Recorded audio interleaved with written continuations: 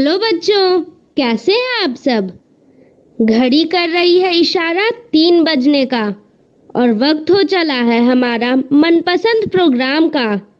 जी हाँ, मैं बात कर रही हूँ मेरा दूरदर्शन मेरा विद्यालय कार्यक्रम का, जिसमें क्लास 1 और 2 की पढ़ाई होती है और हम नई नई चीजें सीखते हैं, वह भी मजेदार ढंग से। अभी चूंकि हम लोगों के स्कूल बंद हैं, इसीलिए अपनी पढ़ाई घर पर ही रहकर करनी है, जिसमें हमारे साथ होते हैं मम्मी, पापा और घर के अन्य बड़े लोग। तो तैयार हैं ना आप सब? चलिए देखते हैं आज का कार्यक्रम हम लोगों के लिए क्या क्या लेकर आया है। आज हिंदी की कक्षा में सबसे पहले खुलेगा कहानियों का खजाना और हम लोग सुनेंगे एक कहानी जिसका नाम है मेरे सांबर में चमगादड़। फिर चित्र पहचान में कुछ नए नए शब्दों को जानेंगे। उसके बाद शामिल होंगे गणित की क्लास में और सीखेंगे 2 अंकों का जोड़। साथ ही कुछ और गणितीय संक्रियाओं को हल करेंगे और सबसे अंत में सुनेंगे एक इंग्लिश राइम जिसका नाम है जिंगल बेल। तो चलिए शुरू करते हैं आज की क्लास, थोड़ी सी मस्ती थोड़ी पढ़ाई के साथ। बापू की कहानी, जिसमें हम बात करेंगे महात्मा गांधी के जीवन के बारे में।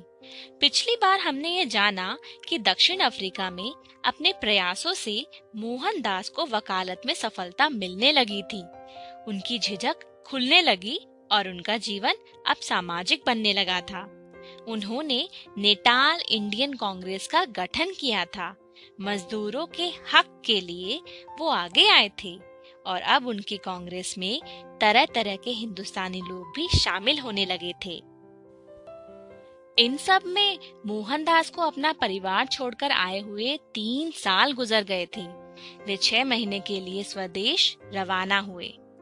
भारत आकर उन्होंने दक्षिण अफ्रीका के अनुभव पर लिखना शुरू किया, लोगों को बताना शुरू किया। फिरोज शाह मेहता और लोकमान्य बाल गंगाधर तिलक जैसे बड़े नेताओं से उन्हें प्यार मिला, मदद मिली और इसी यात्रा में मोहनदास मिले गोपाल कृष्ण गोखले से। आगे जाकर गोखले उनके राजनीतिक गुरु बन गए। इन सब के साथ मोहनदास अपने बीमार बहनोई की सेवा भी कर रहे थे और राजकोट में प्लेग की महामारी से बचने के लिए सफाई का इंतजाम भी। परिवार के साथ मोहनदास जब वापस दक्षिण अफ्रीका पहुंचे, तब 23 दिनों तक यात्रियों को जहाज से उतरने नहीं दिया गया। दक्षिण अफ्रीकी सरकार चाहती थी कि मोहनदास वापस भारत चले जाएं। मोहनदास के जो लेख भारत के अखबारों में छपे थे, उनके बारे में बढ़ा चढ़ाकर दक्षिण अफ्रीका में बताया गया था। यहाँ के बहुत से गोरे मोहनदास से गुस्सा थे। जहाज से उतरने पर मोहनदास पर गोरे लोगों की भीड़ ने हमला कर दिया। अगर कुछ दूसरे गोरे लोग बीच में ना पड़ते तो शायद वो उन्हें मार ही डालते। जब अखबारों में इसके बारे में छपा और यह भी कि मोहनदास ने हमलावरों के खिलाफ शिकायत नहीं की, तो उनके लिए सहानुभूति बढ़ने लगी। अखबारों ने उन पर लेख छापने शुरू कर दिए। 6 साल तक यह आंदोलन बिना किसी पक्के कोष के चला। चंदे से सभी काम होते थे। हिंदुस्तानी लोग दिल खोलकर धन का योगदान करते थे और साथ जुड़कर धरना प्रदर्शन भी करते थे। मोहनदास बार बार इस बात पर जोर देते थे कि विरोध गोरे लोगों का नहीं, केवल अन्याय का करना है। वे बार बार अपने सहयोगियों से कहते थे कि अन्याय और हिंसा का जवाब न्याय और अहिंसक ही होना चाहिए। सत्याग्रह आंदोलन के दौरान 9 बार सरकार ने मोहनदास को जेल में डाला। वे छूटते ही फिर सत्याग्रह में लग जाते। बाद में कस्तूरबा भी जेल गई। मोहनदास इंडियन ओपिनियन नाम का एक अखबार निकालने लगे। वकालत भी ठीक चलने लग गई थी, कमाई भी अच्छी थी, लेकिन उनका रहन सहन और सादा बन गया था। गरीब और मजदूर लोगों के लिए काम करते हुए वे उनके जैसे ही रहने लग गए थे। सन 1904 में गांधी परिवार ने अपना घर छोड़ दिया और अब वो अपने साथियों के साथ एक बस्ती में रहने लगे। इनमें हरमन कैलेनबैक भी थे। वे एक रईस आर्किटेक्ट थे। आश्रम बनाने का पैसा उन्हीं ने दिया था। वे वहाँ अपने हाथ से काम भी करते थे। इनमें चार्ली एंड्रूज भी थे, एक ईसाई पादरी। गरीब लोगों की मदद करने की वजह से उनका नाम दीनबंधु पड़ गया था। विरोध करने का जो अहिंसक तरीका था, उसके लिए एक नया नाम चाहिए था। उनके भतीजे ने सुझाव दिया, सदाग्रह, और इसी को निखार कर गांधी जी ने एक नाम गढ़ा जो अमर हो गया, और वो था सत्याग्रह। एक और सख्त कानून अंग्रेज सरकार ने बनाया, जिसमें हर हिंदुस्तानी को जेल के किसी अपराधी की तरह अपनी उंगली की छाप देना अनिवार्य था, और जिसकी वजह से हर हिंदुस्तानी शादी की कोई मान्यता नहीं थी। गांधी जी ने कस्तूरबाई को आंदोलन में आने के लिए उकसाया। उन्होंने कहा कि इस कानून के हिसाब से तुम मेरी पत्नी भी नहीं हो।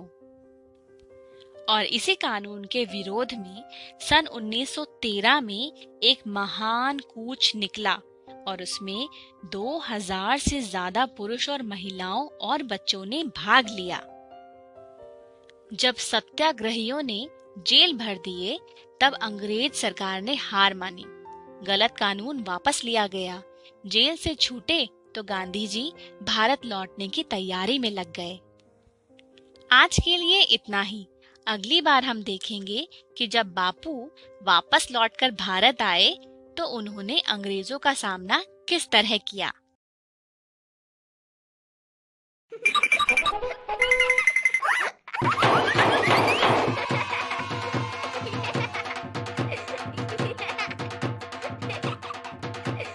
हेलो बच्चों, थोड़ी सी मस्ती और थोड़ी पढ़ाई के इस एपिसोड में आप सभी का स्वागत है।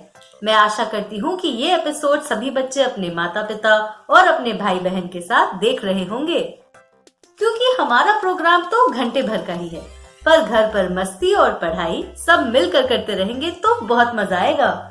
क्यों, सही कह रही हूँ ना मैं? तो फिर चलिए शुरू करते हैं।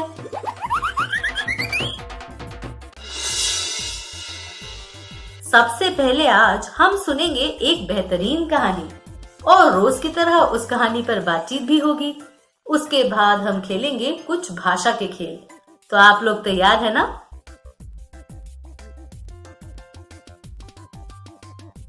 बिट्टू, खाना तैयार है। कहाँ हो? आ जाओ। बिट्टू, अरे बिट्टू जल्दी आओ, देखो क्या बना है आज। कुछ अच्छा सा बना है क्या? खाने में आज तुम्हारी पसंद की खीर भी बनाई है। अरे वाह, खीर! आज तो खाने में मजा ही आ जाएगा। हाँ काका। वाह भाई वाह, खीर तो बहुत ही स्वादिष्ट बनी है। काकी क्या हुआ बिटिया? देखिए ना काकी, खीर में मक्खी गिर गई। ना जाने ये मक्खियाँ कहाँ से आ जाती हैं।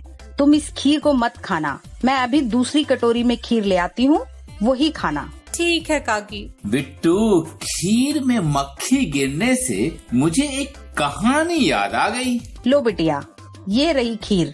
वैसे आपको कौन सी कहानी याद आ गई? बिट्टू की काकी एक कहानी है जिसका नाम है मेरे सांबर में चमगादड़। काका, खाने में मक्खी, मच्छर, कीड़ा और छिपकली को भी गिरते देखा और सुना है, पर चमगादड़ यह तो मैंने आज तक नहीं सुना। बिट्टू, ये तो मैंने भी आज ही सुना है। बिट्टू के काका, हमारी जिज्ञासा और अधिक बढ़ जाए उससे पहले आप कहानी सुना ही दीजिए। ठीक है, तो देर किस बात की, सुनिए कहानी।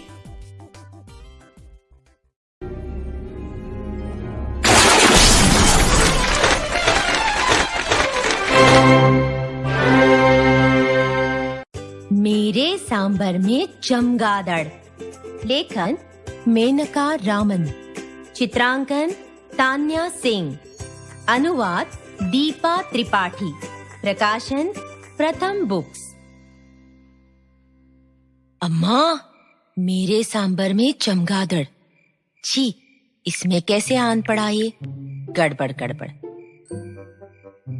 जानती हूँ ठीक से खिड़कियां बंद करने की तुमने कही थी, लेकिन मेरी चूक से ये दाई खिड़की खुली रही थी।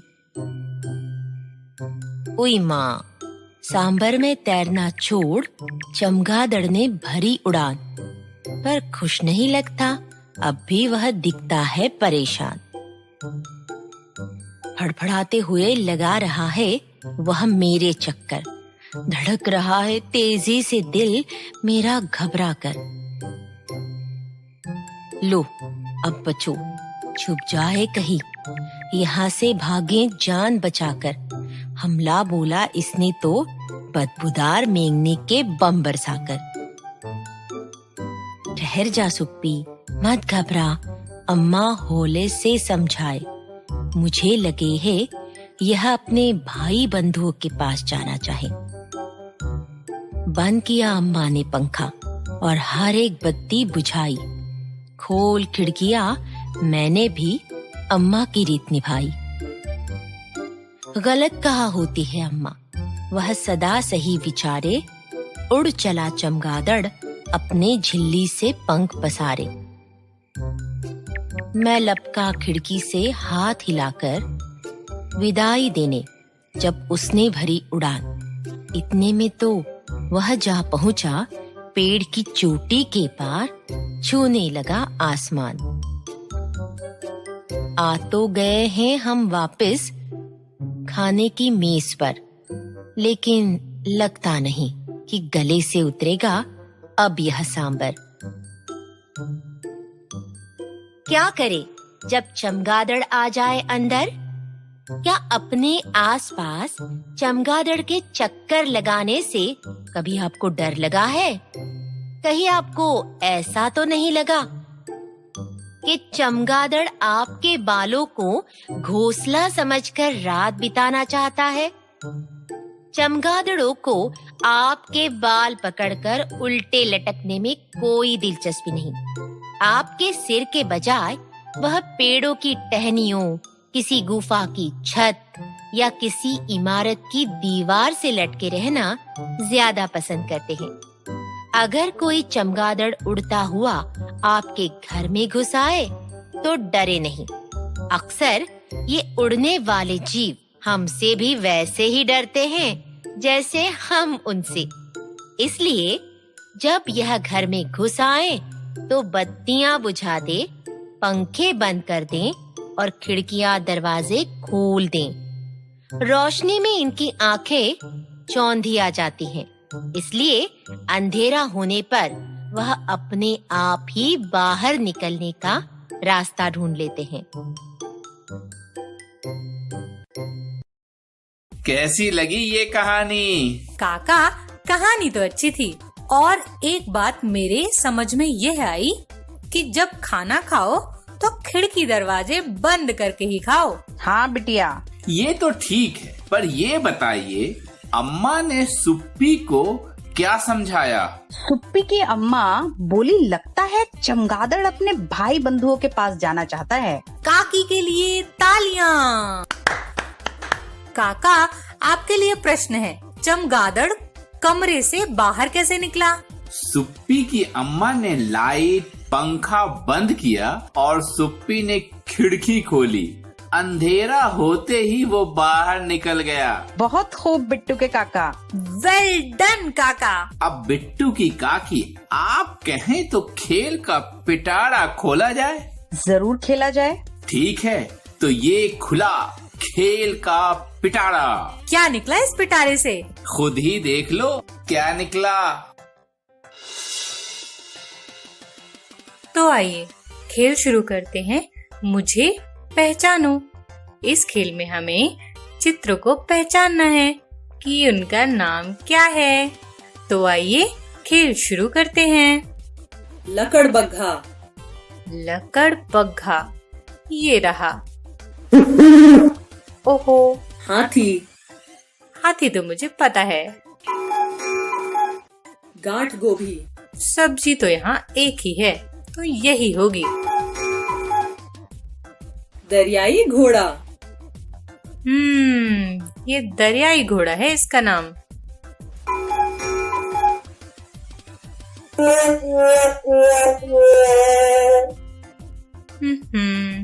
ये तो गलत हो गया।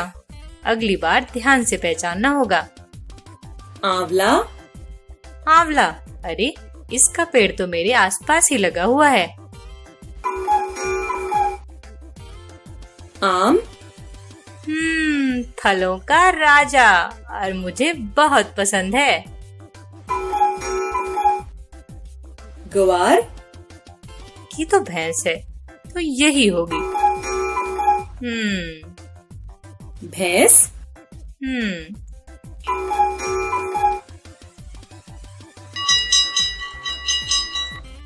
आगे बढ़ते हैं। भेड़। भेड़, ये तो नहीं है। यही होगी भेड़। गाय। गाय तो ये रही। मटर। ये रही मटर। मोर। मोर। देखा, इस बार भी मैंने सारे सही बताए। मुर्गा। सुबह सुबह सबको जगाने वाला। शरीफा। ये रहा शरीफा। जंगली चूहा। जंगली चूहा, ये तो पक्षी है, यही होगा। कबूतर। ये कबूतर है।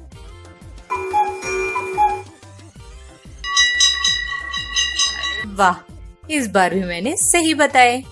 भिंडी। ये रही। कोआला। कोआला शायद ये है। ओहो। काजू।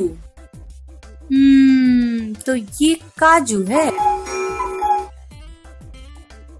खरगोश। ये रहा खरगोश, फुदक फुदक कर चलने वाला।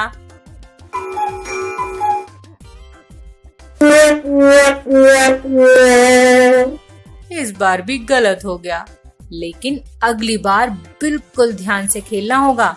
एक भी गलत नहीं होने चाहिए। अमरूद। ये तो यहीं पे लगा हुआ है पेड़। बिच्छू। ये रहा, ये डंक बहुत तेज मारता है। अनानास। अनानास, ये रहा खट्टा मीठा। करेला। करेला कड़वा। देखा, मैंने सही बता ही दिए, लेकिन इस बार और मुझे सही बताना होगा।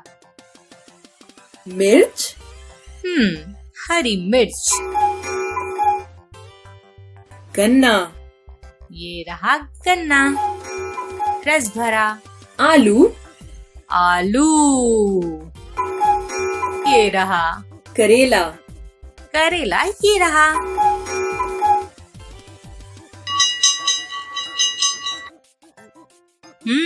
मैंने सही पहचान लिए। अरे वाह, ये खेल तो बहुत मजेदार है और कितनी बार भी खेल लो, हर बार नया सा ही लगता है। अरे वाह, खेल खेल कर मजा आ गया। बिट्टू की काकी, आपको कैसा लगा ये? अरे बिट्टू के काका, आपको तो चेहरा देखकर समझ आ जाना चाहिए। आप तो समझ जाइए काका, काकी को खेलने में कितना मजा आया। अच्छा, खेल खेलने की खुशी तो झलक ही रही है। आज जो चीजें आप दोनों ने इस खेल में देखी, अगर उन्हें कहीं देखा तो पहचान लेंगे आप दोनों। क्यों, आपको कोई शक है क्या? नहीं काकी, काका तो आगे के लिए चैलेंज दे रहे हैं। हम कब चैलेंज से भाग रहे हैं? ये बात है, तो जरा शब्द पहचान कर बताइए। हाँ हाँ, आप शुरू तो कीजिए। हाँ काका। तो आइए खेल शुरू करते हैं। शब्द खेल। इस खेल में हमें क्या करना है? इस खेल में हमें शब्दों को पहचानना होता है, और अगर हमने शब्द गलत पहचाने तो गाड़ियां आपस में टकरा जाती हैं। तो चलिए खेल शुरू करते हैं। कोक। कोक, ये या ये? हाँ, कोक यही है।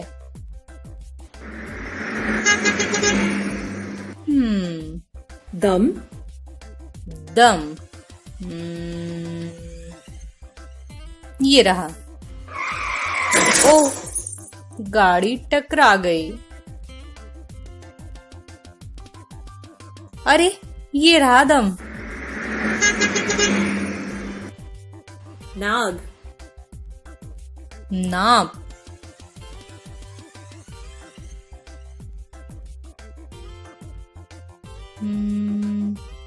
नाग यही है। हाँ, पका, पक्का ये रहा। अरे, वो का नहीं था, वो का ये रहा। गलत हो गया। इस बार ध्यान से देख के खेलना होगा। खिला, खिला, ये तो नहीं है। ना, ला तो है लेकिन ना के साथ। खेला ये रहा। पीना, पीना, पीना, पीना नहीं, ये तो डा है। ये ना, हाँ हाँ हाँ हाँ, पीना। खीर, खीर,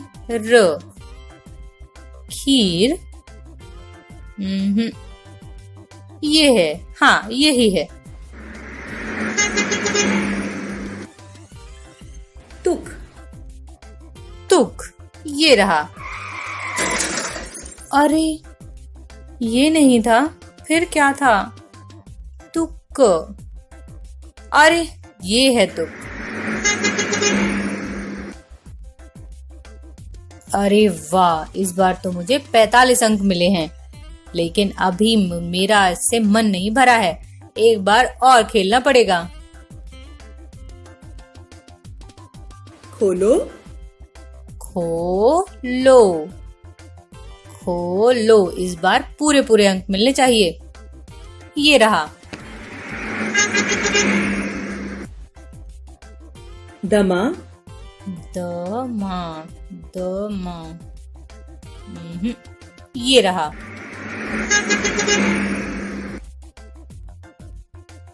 नोट, नोट, ट तो पीछे सभी में है, लेकिन न के साथ होना चाहिए। ये प के साथ है, ये हु के साथ है, और ये है नो के साथ। हाँ, तो बोला तो यही है, नो ट। अरे, गाड़ी भाग जा रही है, जल्दी।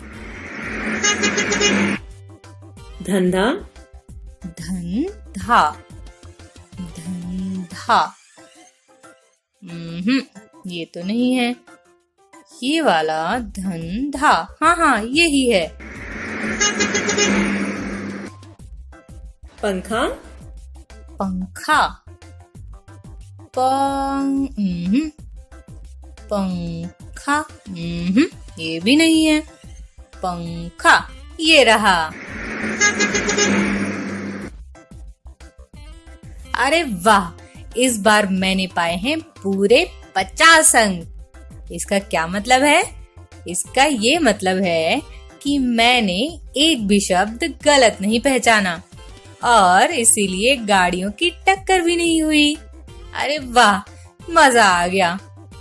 क्यों बिट्टू, चित्र पहचानने के बाद शब्द पहचानने में खुशी हुई? हाँ काका, बहुत खुशी हुई और खेल खेलने में मजा भी आया। बिट्टू, मैं तो शब्दों के साथ साथ तुम्हें कितने अंक मिले वो भी देख रही थी। मतलब आप चेक कर रही थी कि आपकी बिट्टू कितने शब्दों को पहचान पाती है? नहीं बिट्टू के काका, मैं तो अपना गणित चेक कर रही थी। तो चलिए इसी बात पर एक और खेल खेलते हैं। बिट्टू के काका, खेल खेलेंगे जरूर, पर इस बार खेल खिलाने की बारी मेरी है। हाँ काकी, खेल में करना क्या है यह तो बताइए। बिट्टू, मैं कुछ बोलकर बताऊंगी। आप दोनों को वो जल्दी जल्दी 3 बार बोलना होगा। यह खेल तो आपने हमें पहले भी खिलवाया था। हाँ, मजा आएगा, शुरू कीजिए। लेकिन काकी, इस बार मैं पहले बोलूंगी। ठीक है बिट्टू, तुम ही पहले बोल लेना। लेकिन अभी आप दोनों जरा ध्यान से सुनिए। नीली रेल, लाल रेल, नीली रेल, लाल रेल। ठीक है? नीली रेल, लाल रेल, नीली रेल, लाल रेल, नीली रेल, लाल रेल, नीली रेल, लाल रेल। बिट्टू, लेल नहीं, रेल। अरे काका, रेल मुंह से निकल ही नहीं रहा, लेल ही निकल रहा है। बिट्टू के काका, देखते हैं आप बोल पाते हैं या नहीं। नीली रेल, लाल रेल, नीली लेल, अरे बिट्टू, ये तो सच में मुश्किल है। सुनने में तो बहुत आसान है, लेकिन बोलने में बहुत मुश्किल है। हाँ काका, तो बच्चों, हम लोगों ने तो बोलकर देखा और हम नहीं बोल पाए, तो जरा आप कोशिश कीजिए, देखिए क्या आप इसे बोल पाते हैं। हर किसी को कुछ न कुछ करने का शौक तो होता ही है। आज मैं आपको एक अनोखी बांसुरी बनाना सिखाने वाली हूँ। ये बांसुरी हम स्ट्रॉ से यानी प्लास्टिक की नली से बनाएंगे। बांसुरी बनाने के लिए हमें चाहिए स्ट्रॉ और कैंची। बांसुरी बनाने के लिए सबसे पहले हम स्ट्रॉ लेंगे और उसे 2 टुकड़ों में काट देंगे। एक ही टुकड़ा छोटा और एक टुकड़ा बड़ा। छोटे टुकड़े को नुकीला काट लेंगे। चलिए अब स्ट्रॉ के छोटे टुकड़े को बजाते हैं।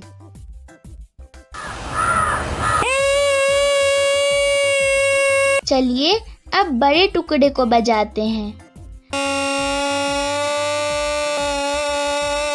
छोटे वाले टुकड़े के नुकीले भाग को बाहर रखकर बजाते हैं। इस बांसुरी को कहते हैं 2 खांचे वाली बांसुरी। खांचे वाली बांसुरी बनाने के लिए स्ट्रॉ की एक तरफ हम कैंची की मदद से चौकोर बनाएंगे। इस तरह 2 चौकोर यानी खांचे बना लीजिए।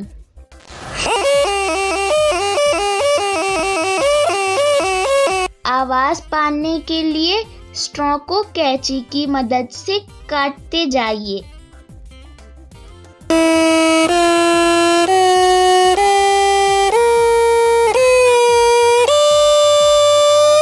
देखा कैसी अनोखी आवाजें निकलती हैं। आप भी स्ट्रॉ की मदद से बांसुरी बनाएं और सबको सुनाएं। तो आप लोगों ने कहानी सुन ली और फिर उस पर कुछ बातचीत भी हो गई। आप लोगों ने अक्षरों के खेल भी खेले। तो अब रोज की तरह थोड़ी सी गणित भी सीखते हैं। गणित सीखते सीखते मुझे तो आजकल बहुत मजा आता है। तो चलिए थोड़ी मस्ती को आगे बढ़ाते हैं और सीखते हैं गणित थोड़ी सी मस्ती और थोड़ी पढ़ाई के साथ। हेलो दोस्तों, चलो शुरू करते हैं आज 2 अंकों का जोड़। जैसे हमने पहले भी सवाल हल किए हैं, बहुत ही आसान है। चिंटू के पास 17 लड्डू हैं और पिंटू के पास हैं 18 लड्डू। तो बताओ दोनों के पास कुल मिलाकर कितने लड्डू हैं? चलो सवाल शुरू करते हैं हल करना। यहाँ पर हमें दिया है कि चिंटू के पास है 17 लड्डू। ये रहे चिंटू के 17 लड्डू कुछ इस तरह से। एक प्लेट पर 10 लड्डू और ये 7 लड्डू दूसरी प्लेट पर। और पिंटू के पास हुई ये 18। एक प्लेट पर 10 लड्डू और दूसरी पर ये 8। अब आप ध्यान से देखिए, तो यहाँ पे 10 और ये 7 है। तो यहाँ से इकाई के स्थान पर 7 और दहाई के स्थान पर 1 दहाई है। इसी तरह अगर आप पिंटू के लड्डू देखें तो ये 8 है और ये 10 है। तो इस तरह ये इकाई पे 8 और ये दहाई पर 1। और अब अगर मैं इन इकाई वाले लड्डुओं को मिला दूं तो ये कितने लड्डू हो जाएंगे? देखिए 7 लड्डू और ये 8 लड्डू मिलकर होते हैं कुल 15। ओहो, लेकिन 15 तो इकाई नहीं होती है ना, तो हम 5 को इकाई पर रखेंगे और ये 10 लड्डुओं को यानी कि 1 दहाई को इस तरफ करेंगे। और अब यहाँ देखिए 10 और 10 हुए 20 और 1 दहाई और मिला दी तो 30 यानी कि 3। तो इस तरह कुल कितने हुए? दोनों के पास कुल मिलाकर 35 लड्डू हुए। आगे बढ़ते हैं। नीता के पास 14 चॉकलेट और राहुल के पास 19 चॉकलेट है। अब बताओ दोनों के पास कुल मिलाकर कितनी चॉकलेट हुए? चलो देखते हैं। नीता के पास है 14 चॉकलेट, ये रही नीता की चॉकलेट और ये 19 चॉकलेट है राहुल की। अब इन्हें हम इकाई और दहाई में बांटेंगे, ठीक है बच्चों? तो आप समझ ही गए होंगे कि नीता के पास कितनी इकाइयां हुई। ये 10 तो दहाइयां यानी कि 10 अर्थात 1 दहाई और ये 4 अलग से हैं तो ये इकाई पे। तो ये 4 वाली हमने यहाँ भेज दी इकाई पे और ये 10 पे जो 1 दहाई है यानी कि हमने यहाँ भेज दिया। अब यहाँ 9 इकाई और 1 दहाई यहाँ पर है। तो अब देखिए, अगर हम ये इकाई वाली प्लेट्स को मिला देते हैं तो 9 और 4 या 4 या 9 मिलकर होते हैं 13, जिसमें 3 इकाई है और 1 दहाई शामिल है। इस तरह दहाई की संख्या 1, 2, 3 हो गई। ये 10 और 10 मिलकर 20 और 1 मिलाने पर 30 यानी 3 दहाई। तो 3 और 3 33। तो दोनों के पास कुल मिलाकर 33 चॉकलेट हुए। अगला सवाल, कमल के पास 22 चौक है और विमल के पास है 12 चौक। तो बताओ कि दोनों के पास कुल मिलाकर कितनी चौक है? क्या करेंगे बच्चों? ये है 22 और ये 12। 12 किसके? विमल के और 22 किसके? कमल के। अब ये इकाई और दहाई में इन्हें बांटे तो किस तरह बांटेंगे? देखिए, सबसे पहले हम इन्हें अलग अलग कर लेते हैं इकाई दहाई में। तो यहाँ आपको दिख रहा होगा कि ये 10 और 10 20 यानी कि 2 दहाइयां हैं और 2 चौक अलग से हैं। इस तरह 22। ऐसे ही यहाँ पर 10 यानी 1 दहाई और 2 चौक अलग से तो 12। अब यहाँ से अगर ये 2 इकाई को मैं यहाँ लिखूं और यहाँ से 2 दहाई को, ये कमल के हो गए। और अब विमल के ये 2 इकाई और ये 1 दहाई है। ओके बच्चों, अब क्या करें? अब हम इकाई को मिलाएं तो 2 कमल की और 2 विमल की चौक मिलकर हो गई कुल 4 चौक। तो 4 हो गए इकाई और यहाँ से अगर हम दहाई मिलाएं तो 20 और 10 30 यानी कि 3 दहाई। तो मिलकर कितने हो गए? ये 34। इसका मतलब है कि दोनों के पास कुल मिलाकर 34 चॉकलेट्स हैं। अगला सवाल, राजू के पास 15 गेंद है और महेश के पास 16 गेंद है। तो बताओ दोनों के पास कुल मिलाकर कितनी गेंद है? राजू के पास ये 15 गेंदें हैं और महेश की ये 16। अब यहाँ देखो दहाई और इकाई पे। अगर बात करें राजू की तो राजू के पास कुल है 15 गेंदें। इस तरह से है 10 ये समूह में और 5 अलग से। तो इकाई पर कितनी? ये 5। और दहाई पर कितनी? ये 1 दहाई। इसी तरह बात महेश की गेंद की करो तो यहाँ 10 समूह में है और 6 अलग से हैं। तो इकाई पर है 6 और दहाई पर 1 दहाई है। अब क्या करेंगे? अब जो ये इकाई पर या अलग से जो गेंदें हैं उन्हें हम जोड़ लेंगे। तो 5 गेंदें और 6 गेंदें मिलकर होती है कुल 11। तो अब 11 में क्योंकि 1 दहाई है जिसे हम 10 के साथ लिखेंगे तो यहाँ बचेगी सिर्फ 1। तो अब आप देख सकते हैं कि इकाई पर बचा है 1 और दहाई कितनी हो गई? 10 20 30 यानी कि 3 दहाई है। तो 3 और ये 1 इकाई, इस तरह 31। तो कुल मिलाकर 31 गेंदें हुई।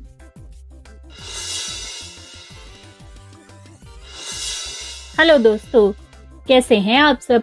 आज हम आपके लिए लेकर आए हैं जोड़ के कुछ सवाल। इससे पहले जब हम जोड़ के कुछ आसान सवाल करते थे तो उन सवालों को तो हम अपनी उंगलियों पर ही हल कर लेते थे। आज आपने सीखा कि जोड़ के सवालों को इकाई, दहाई और हासिल की मदद से कैसे हल करते हैं। आपकी आज की इसी सीख को और मजबूत करने के लिए हम लेकर आए हैं जोड़ के कुछ सवाल। इन सवालों को भी हम इकाई, दहाई और हासिल की मदद से हल करेंगे। तो चलिए करते हैं जोड़ के सवाल। हमारे पास पहला सवाल दिया गया है 46 जमा 47। तो जैसा कि मैंने पहले बताया कि आज हम जोड़ के सवालों को इकाई, दहाई और हासिल की मदद से हल करेंगे। तो हमारे पास इकाई, दहाई, हासिल वाला चार्ट दिया गया है। चलिए इस चार्ट पर सवाल को हल करते हैं। सबसे पहले है हमारे पास 46। तो 46 में दहाई के स्थान पर क्या आएगा? 46 बनता है 40 जमा 6।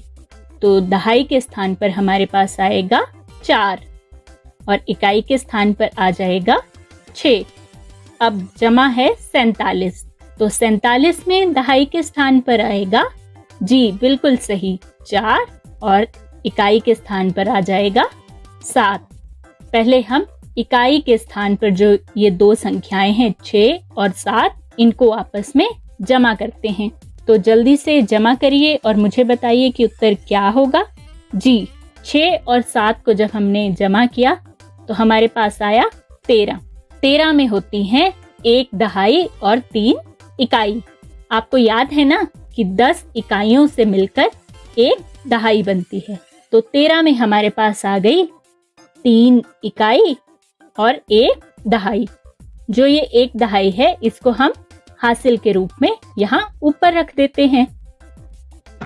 अब हम दहाई के स्थान पर जो अंक है इनको आपस में जमा करते हैं। तो ये है 4 और 4, 4 4 हो गए 8 और 1 हासिल है। इसको जब हमने 8 में जमा किया तो हमारे पास बन गए 9। तो हम दहाई के स्थान पर लिखेंगे जवाब में 9। अब हमारा अंतिम जवाब क्या होगा? जी जब हम 46 को 47 में जमा करते हैं तो हमारे पास जवाब आता है 93। चलिए उत्तर में 93 लिखते हैं और देखते हैं कि ये सही है या नहीं। That's right. ये बिल्कुल सही है। अगले सवाल की ओर बढ़ते हैं। अगला सवाल है 35 जमा 19। तो फिर से इकाई दहाई के चार्ट पर सवाल को हल करते हैं। अब आप मुझे बताइए कि दहाई के स्थान पर क्या आएगा?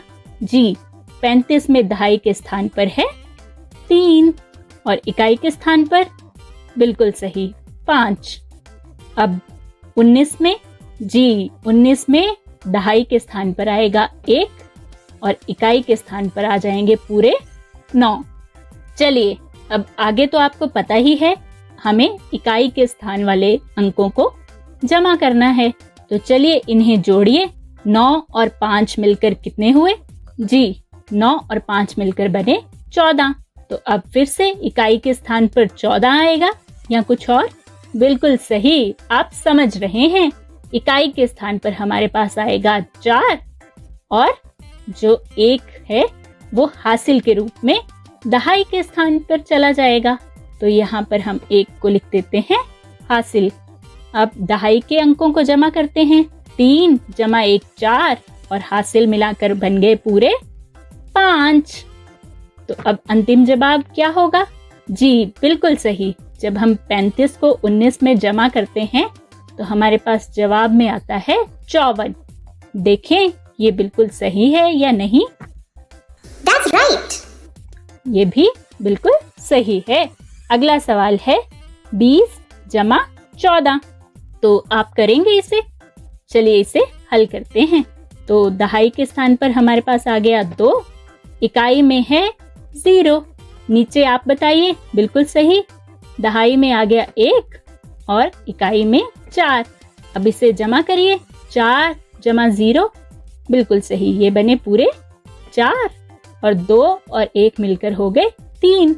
यहाँ तो कोई हासिल ही नहीं था, ये तो बहुत आसान था। अब अंतिम जवाब भी होगा 34। That's right.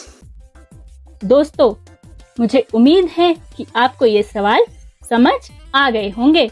आप घर पर इनका अभ्यास करते रहिए। अभ्यास के लिए आप अपनी कॉपी पर सवाल लिखिए 25 जमा 17।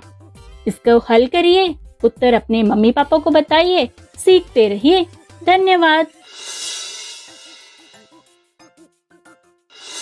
हेलो विजय। हेलो दोस्तों, कैसे हैं आप? आइए आज हम फिर से एक बार विजय के साथ जोड़ करेंगे, लेकिन इस बार हमारा जोड़ थोड़ा अनोखा और अलग होगा। इस बार हम उधार वाले जोड़ किस तरह से करते हैं उसके बारे में जानेंगे। इससे पहले कि हम ये सब जानें, थोड़ा जान लेते हैं यहाँ पर इकाई और दहाई का क्या मतलब है। देखिए यहाँ पर ये जो एक तीली है इसका मतलब है एक इकाई, और ये 10 तीलियों वाला एक बंडल, इसको हम मान रहे हैं एक दहाई। तो इस तरह सबसे पहले तो हम छोटा सा जोड़ करके देखते हैं, जो हमने पहले वाले वीडियो में जिस तरह से किए थे। ठीक है, तो देखिए यहाँ पर ऊपर की तरफ अगर आप देखें ध्यान से तो आपको दिखेंगे ये 2 बंडल और ये 3 तीलियां, और ये नीचे की तरफ देखिए ये 2 बंडल हैं और ये तीलियां रखी हैं 4। तो ये देखिए ये कितने हुए ऊपर की तरफ, 1 और 1 2 बंडल, इसका मतलब 2 दहाई, और 1 2 3, ये 3 तीलियां मतलब 3 इकाई। तो ये संख्या क्या हुई, ये हो गई 2 दहाई और 3 इकाई, मिलकर बनी 23। और ये नीचे की तरफ देखिए 2 बंडल हैं अर्थात 2 दहाई और 1 2 3 4 तीलियां तो 4 इकाई। तो क्या हुआ, 2 दहाई और 4 इकाई मिलकर बन गए 20 और 4 24। तो हम किसको जोड़ेंगे, 23 और 24 को जोड़ना है हमें। शुरू करते हैं इकाई से। ठीक है, तो ये तीलियों को जोड़ेंगे। इस तरह के गिने तो 1 2 3 4 5 6 7 तीलियां हैं, और बंडल कितने हैं, 1 2 3 4 बंडल।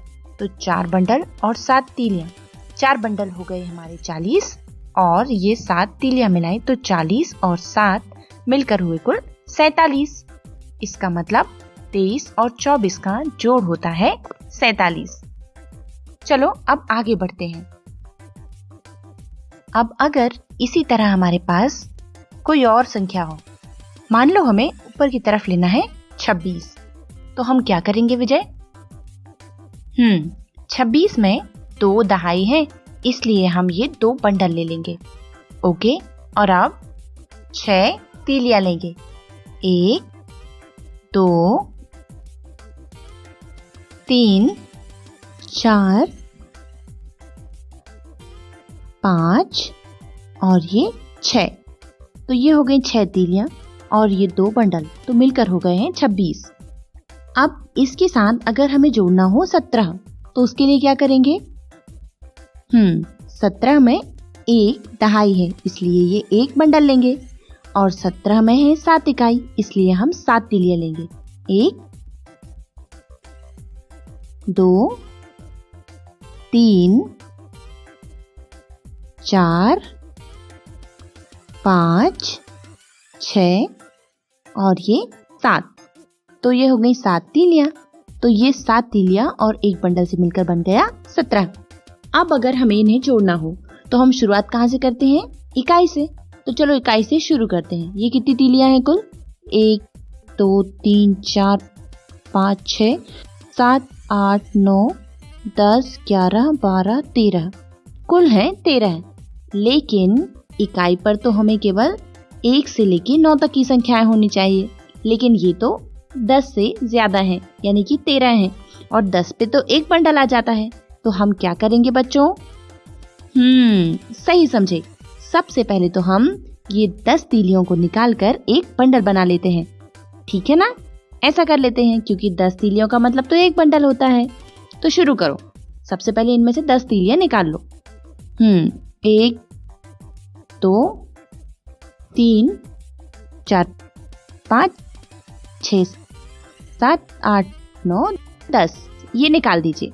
ओके विजय, तो ये 10 तीलियां निकालकर इसका 1 बंडल बना लो।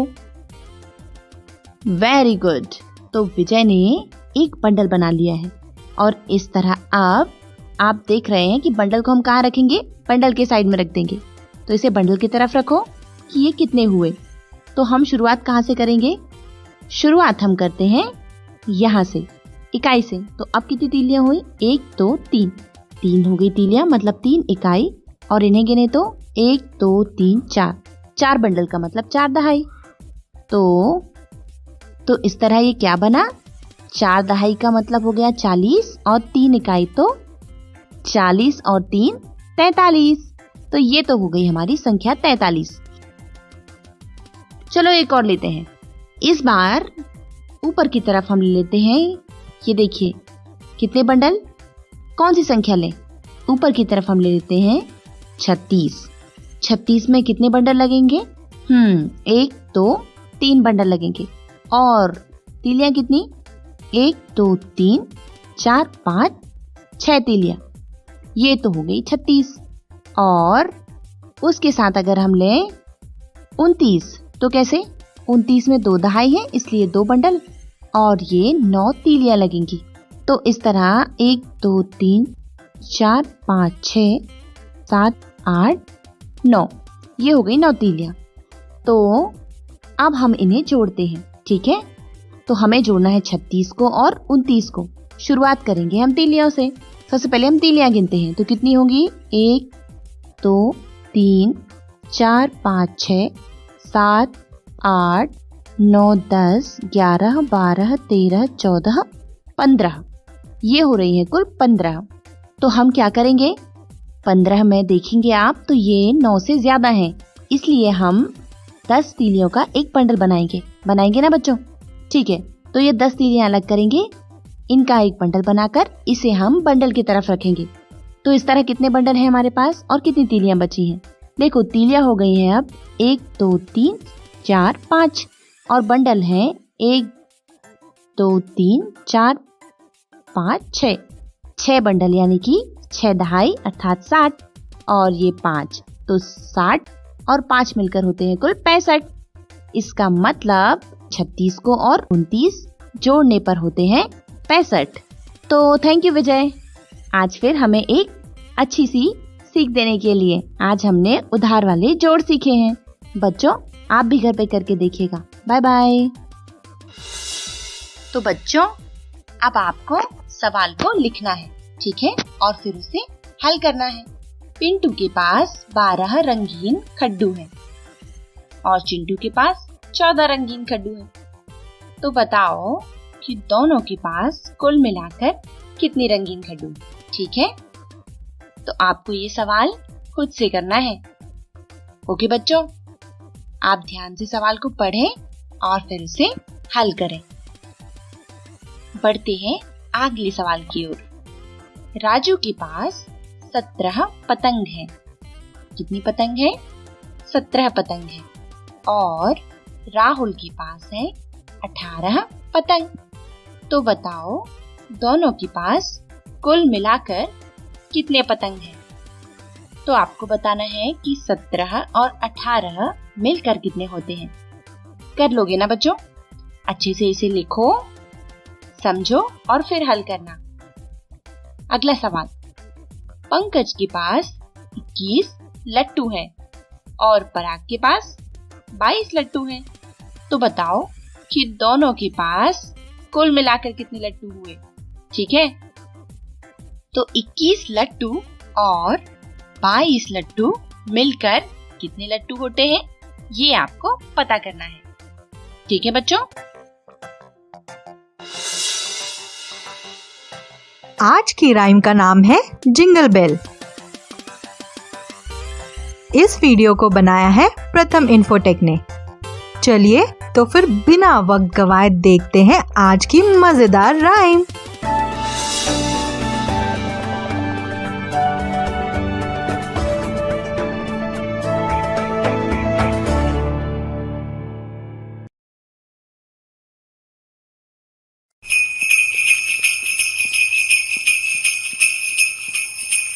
Jingle bells, jingle all the way. Oh, what fun it is to ride in a one-horse open sleigh. Jingle bells, jingle all the way. Oh, what fun it is to ride in a one-horse open sleigh. Dashing through the snow in a one-horse open sleigh. O'er the fields we go, laughing all the way. Bells on bobtails ring, making spirits bright. What fun it is to laugh and sing a sleighing song tonight. Oh, jingle bells, jingle all the way. Oh, what fun it is to ride in a one-horse open sleigh. Jingle bells, jingle all the way. Oh, what fun it is to ride in a one-horse open sleigh.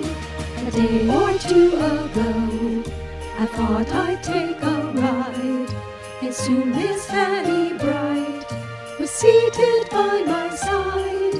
The horse was lean and lank, misfortune seemed his lot. We got into a drifted bank, and then we got upsot. Oh, jingle bells, jingle all the way. Oh, what fun it is to ride in a one-horse open sleigh. Jingle bells, jingle all the way. Oh, what fun it is to ride in a one-horse open sleigh. Yay! Jingle bells, jingle all the way. Oh, what fun it is to ride in a one-horse open sleigh. Jingle bells, jingle all the way. Oh, what fun it is to ride in a one-horse open sleigh.